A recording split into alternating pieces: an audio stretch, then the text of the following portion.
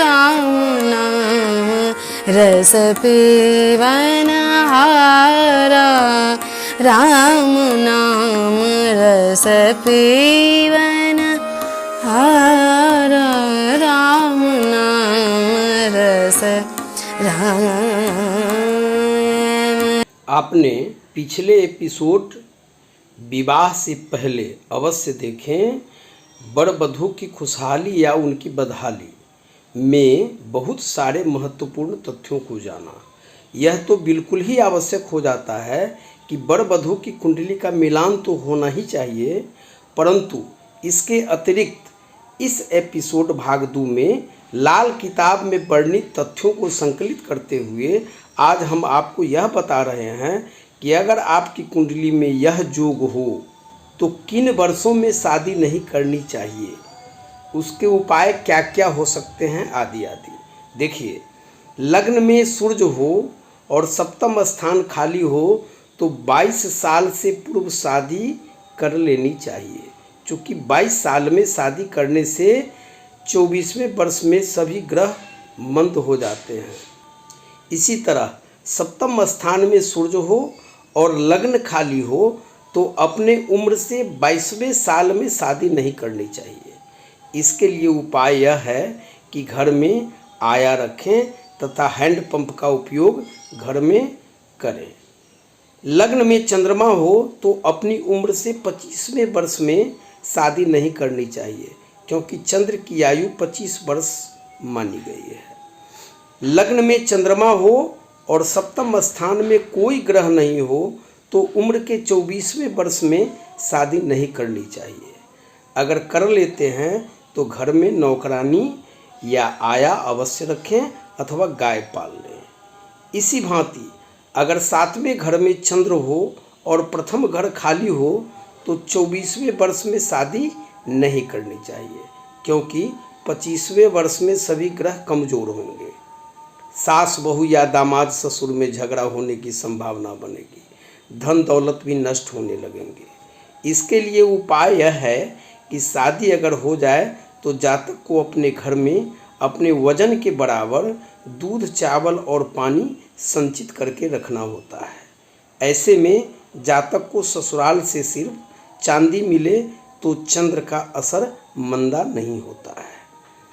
सूर्य, बुध और शुक्र तीनों अष्टम घर में बैठे हों तो 24वें वर्ष में विवाह नहीं करना चाहिए, क्योंकि लाल किताब के अनुसार 3 वर्ष के भीतर पत्नी मर जाने की बात कही जाती है।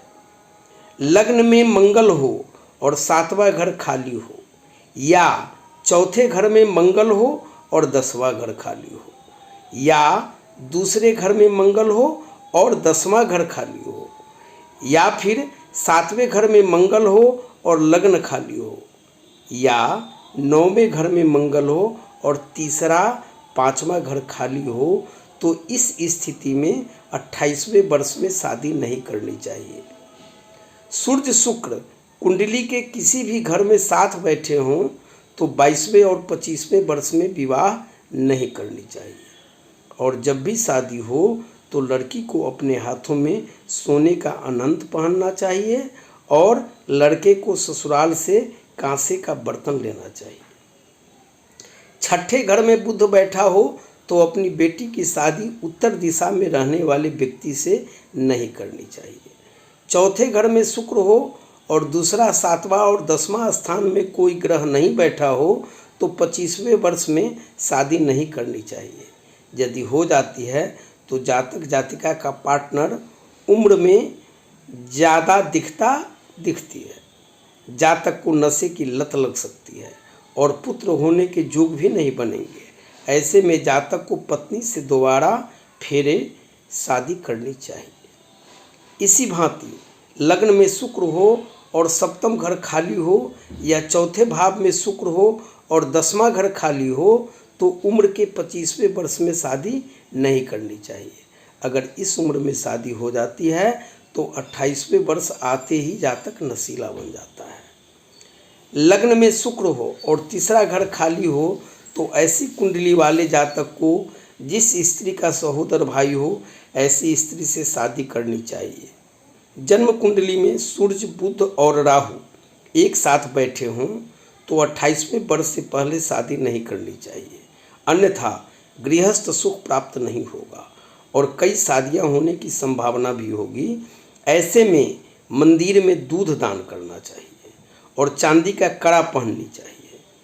पत्नी की कुंडली में 7वें घर में सूर्य, बुध या शुक्र बैठा हो और पहली संतान बेटा हो और पति की भी कुंडली में इन्हीं घरों में कोई एक ग्रह बैठा हो और पहली संतान बेटी हो तो पत्नी को जुबान की बीमारियां हो सकती है या वह बेघर हो सकती है। इसके लिए उपाय यह है कि शादी के समय तांबे की गागर को मूंग से भरकर नदी में प्रवाहित कर दें तथा चांदी का कड़ा धारण करें। लग्न में सूर्य हो और दूसरे घर में शनि हो या सूर्य शनि एक साथ बैठे हों या सूर्य 6ठे स्थान में और शनि 12वें स्थान में बैठा हो या सूर्य पहले घर में तथा शनि 8वें घर में बैठा हो या शुक्र दूसरे या 7वें घर में बैठा हो और बुध 5वें घर में बैठा हो तो ऐसे जातक के कई विवाह होने की संभावनाएं बढ़ जाती है। संभव है कि स्त्री मर जाए और जातक उतनी बार शादी करे। इसके लिए जातक को पीला पुखराज धारण करना चाहिए और माथे और नाभि पर केसर लगानी चाहिए तथा उसका तिलक करना चाहिए। 5वें घर में सूर्य हो और 10वें घर में गुरु हो तो जातक की पत्नी एक लड़के को जन्म देकर मर जाएगी या पति को छोड़ देगी, ऐसी संभावना बनती है। इसके लिए जातक को सुबह के समय कुत्ते को रोटी और दूध देना चाहिए और स्वयं पुखराज धारण करना चाहिए। यदि सूर्य 6ठे भाव में और मंगल 10वें भाव में हो तो पुत्र कई हो सकते हैं, परंतु उनके जिंदा रहने की संभावना कम होती है। इसके लिए सिरहाने में रात में दूध रखें और सवेरे मंदिर में दान कर दें। सूर्य 6ठे घर में और शनि 12वें घर में हो तो एक से अधिक शादी की संभावना बनती है। ऐसी स्थिति में वैवाहिक जीवन सुखमय बनाए रखने के लिए विवाह के समय ससुराल पक्ष से 2 तांबे एवं चांदी के चौकोर टुकड़े लें, एक टुकड़ा पानी में बहा दें और दूसरा अपने पास रखें। राहु 7वें घर में बैठा हो तो 21वें वर्ष में शादी नहीं करना चाहिए, अन्यथा वैवाहिक जीवन तनावपूर्ण होकर तलाक का जोग बना सकता है। लग्न में या 7वें घर में राहु हो तो उम्र के 21 वर्ष में शादी नहीं करना चाहिए। ऐसे जातक जातिका अपनी उम्र के 28 साल बाद शादी करें और 7 सूखा नारियल नदी में प्रवाहित करते रहें, परंतु कुत्ता नहीं पालें। अगर 7वें स्थान में बुध, चंद्र, शुक्र और मंगल हो तो 28 या 34वें वर्ष के बाद शादी करनी चाहिए, अन्यथा तलाक की संभावना बनती है। शुक्र और राहु एक साथ बैठा हो तो 25वें वर्ष में शादी नहीं करना चाहिए। शनि 6ठे स्थान में बैठा हो तो 28वें वर्ष से पहले शादी नहीं करनी चाहिए। अगर 11वें स्थान में चंद्रमा बैठा हो और होने वाले ससुर का भी चंद्रमा 11वें स्थान में बैठा हो तो सुबह के वक्त कन्यादान नहीं करना चाहिए। दोस्तों, यदि आपने मेरे इस YouTube चैनल को अगर सब्सक्राइब नहीं किया है तो निश्चित रूप से सब्सक्राइब, लाइक करते हुए और ज़रूर से ज़रूर शेयर करें ताकि घर बैठे आपको ज्योतिष से संबंधित सभी विधाओं के अंतर्गत आपको समस्त जानकारियाँ प्राप्त होती रही, आपको कहीं जाना नहीं पड़े। बस संस्थान का उद्देश्य भी है।